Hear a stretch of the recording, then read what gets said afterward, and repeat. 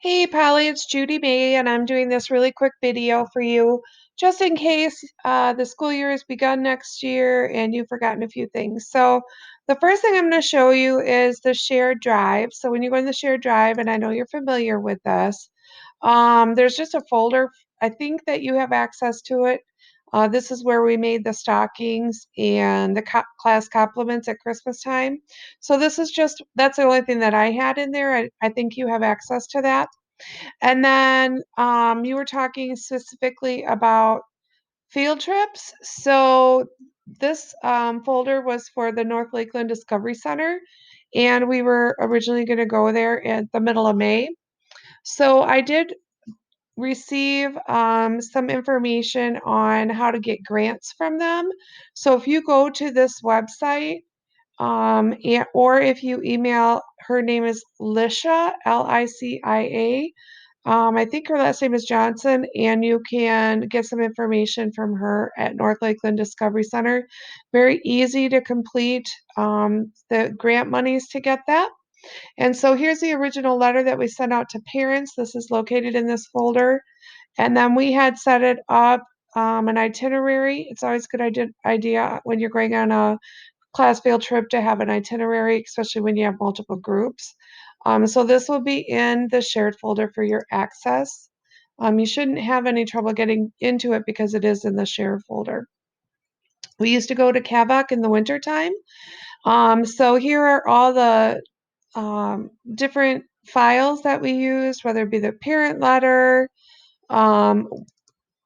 We had the activities and different things that were open that students could pick from. We didn't have anything that they had to go to, but we signed up. As you can see, these are all teacher names on the side, and we had different people in charge of different things. And then we had kind of just a brief description of what we did there. And we always had food. Every time we went out to Kavak, somebody was making some sort of food. So this is a really good one to kind of give you an idea of the different things that are available.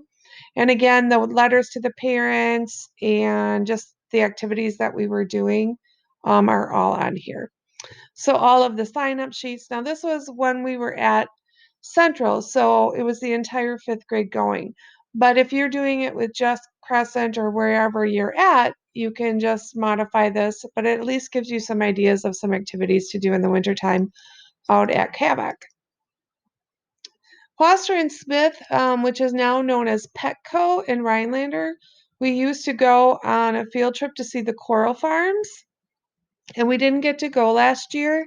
Petco, or what used to be Doctors Foster and Smith, closed some of their plants up, but the coral farm was still open in Rhinelander. So it was free. We didn't have to pay for it. Bethany Talladge, her husband was one of the supervisors there, so he was able to set up different groups for us and different times that we could bring our kids in there. It's really kind of a cool place to go and see how coral is grown and the different exotic animals that are grown right here in Rhinelander. So that's kind of a cool field trip if you ever feel like you want to pursue this. They did only take small groups at a time. So we had to have a bus that was like dropping off one group, picking up another group, taking them back to school, picking up another group, and so forth, so on. So it was limited, but now that we have small classes at each of the elementary buildings, it would be very doable for your entire class to go. So that's pretty cool. And then here's all of the um, funding information. Just that's the only thing you had to fund for this one was the bus part of it. And PI, which is Partners in Education for Rhinelander, they paid for our buses. So we didn't really need to do anything with that. Speaking of PI, if you want to go somewhere that's part of the Rhinelander Chamber of Commerce or in the Rhinelander area, I would contact them because they usually will fund the bus portion of the field trip. So, and you just have to usually write a small letter like this one. So if you need um, ideas on how to do that, here's a letter for you. The Green Bay field trip. So there's a lot of documentation here because we have gone quite a few years. We have maps. We always provided the buses with maps so that everybody knew ahead of time where we were going, the different years and the agendas and how it was all set up. This was the one that we should have gone to on the 26th. And this is Pelicans, and you can see how they had it all set up, but it's in our shared drive. This is Crescent's letter, and here's Crescent's field trip information as far as, again, having an itinerary. I always gave these to the bus drivers, and Jake Kriesel, Kriesel,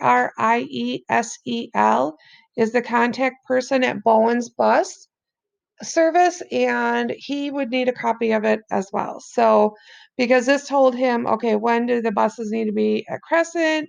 When do you plan to arrive back at school? And so he could schedule the buses accordingly. So always try to keep him in the loop with all of your emails as you do a field trip. And if you do other field trips, even other than Green Bay, you need to contact Jake Kriesel at Bowens, and he's the main contact person there for field trips. Let's see here. As far as Green Bay goes, you could just contact their um, office. I usually talk to Hillary Nick, Nick. I always want to say Nick Hillary, but it's Hillary Nick. And she is the coordinator for education classes at Green Bay, at Lambeau Field. And she is always willing to let you know and being very helpful with getting grant monies through the Packers. They've always been very generous with us. And just they have information on the website so of how to apply for these various activities. And somewhere, and I think it's in my desk drawer at school, there's actually a folder that has all the paperwork for Green Bay, so you should have access to that and all of the letters and I think I even kept copies of the grant slip so you knew how to fill it out. Once you do that, once you get everything set up, this is from the Packers, and they will send you a bill. This is from 2019. Obviously, we didn't get one this year because we didn't go.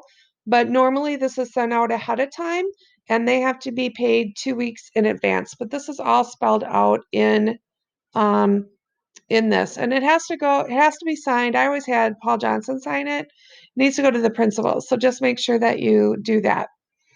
So that's the Green Bay trip, and the itineraries are in here. And that's always a fun trip. I know she said you wouldn't be able to go next year, but whatever. Kavak Spring. Now we didn't go in. We didn't go to Kavak in the spring. Typically, I think it's the first or second Friday in May that we always went. Maybe it was the second Friday because this says May 10th. But these are some of the activities that we took care of. The leader name is right here. Sarah Summer works for the U.S. Forestry Department. She would bring out a stream. She only did this one time, but she brought out a stream simulator and discussed the effects of humans on having a healthy habitat for any type of waterway. And so she did that outside in the pavilion at Kavak. We always have the ropes course. This is Andy Marco that was actually, well, he didn't run it, but um, there are leaders and they have to be notified. So this is something you need to set up ahead of time.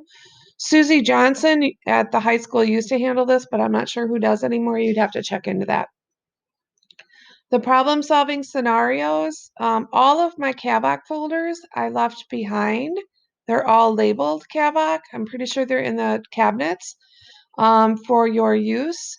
And otherwise, we just had some. I know that Jade Mutter used to read a problem, and then the kids would have to discuss how would you get out of this situation. And then we would just do a math activity. We were in measurement at the end of the year, which is why we were doing activities having to do with measurement. The healthy snack in the in the spring, we always did like popcorn and bananas, some sort of fresh, healthy snack that's available that's easy for students to make. The Wells Fargo game, I don't know what that is, but Ingrid Bodensteiner might be able to tell you. She's an art teacher now, but I know that she would know this information. We always did a science activity. There are ponds out at Kavak that you can go and collect water samples and do some microscope activities with that. That's always fun to do with the kids in the spring because there's always like frog eggs and different things that are out. There's a place called the Upper Level Ponds that are not too far down the road if you're or too far down the trail if you're headed towards the ropes course. It's about halfway down that path and it's to your right and it's called the Upper Pond.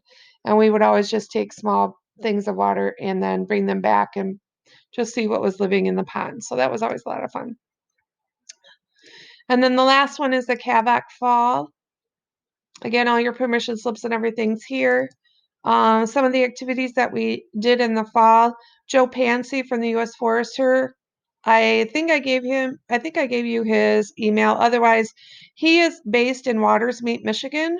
And so if you pull up his name under U.S. Forestry, you would be able to set up, he's in charge of educational outreach, and he would be able to help you get set up for fall. I know that he's already asked for dates for Kavak for the fall. So you may want to contact administration and see if any dates have been set yet. And if not, set them up because you have to get that early. And Joe needs to know early. I know I set it up in the spring for the fall. So he fills up pretty quickly. So if you want him to come down and do an activity, you'll need to get ahead of a hold of him. Also, don't forget about Sarah Summer from the local um, forestry. She would be able to maybe help you out too. So just reach out to, the DNR or any forester in the area. They'd be able to help you out with education. We always did a short story for poetry. We, would do it by the fire pit if it was nice enough or we had a good day. Sometimes we would build a fire, sometimes we wouldn't. But it's a nice round circle fire pit area to do short stories. We always had a writing activity. So this is kind of your reading language arts. This is health. So if you consider this a health class, this year I did the yogurt, fruit, and granola. That went over really, really well. The kids really liked it. Team building. I'm not sure what Marco did. As far as I know, he's still going to be around, so you can ask him. So an art activity, this is rubber band shooting was kind of a math activity that Sarah was doing. She'll hopefully still be around. You could ask her what she was doing. And then you did a math activity, and then we had the ropes course. So again, if you're going just yourselves, you can take these activities and split them up. You'll have obviously fewer rotations, but longer periods of time to be together. So that's pretty much it for the field trips that we took. Other than the last one I can think of is a book and a movie with the public library. And her name is Denise Shanaki, Chojnacki, I believe is how she spells her name. And she pretty much does the legwork in this. You just got to get a hold of her and let her know that you're interested in doing a book and a movie, and then she can help you out. So that takes us to the curriculum area. So in the curriculum, I know that you're very familiar with all of this, but if you have questions or you need something from me, just let me know. And otherwise, everything's pretty much in the shared drive. And I don't know what this is. Let's see here. Oh yeah, keyboarding. As you can see, is empty. We didn't really do a lot of keyboarding this year, but in the past, the kids have just done the typing agent, but there are some other things that you can do. So there's digital learning day, which we always did. I always participated in that. I didn't this year. But don't forget that these things are out here. Let me just pull this one up. So Digital Learning Day is once a year, and this year it was in February. It was kind of a crazy time for me. I don't know if you remember, I was off with my ankle, so I actually I think I did one activity. But these activities can be done anytime throughout the year. I would refer back to this once in a while just to remind myself of the things that are available. So that one is out there under instructional technology. So I think that's it. And hopefully this will eliminate some of your fears that, you forgot to ask me something that I pretty much went through everything, but you can always text me or email or call me. I'll be around. So hopefully this helps. We will talk to you later. Bye bye.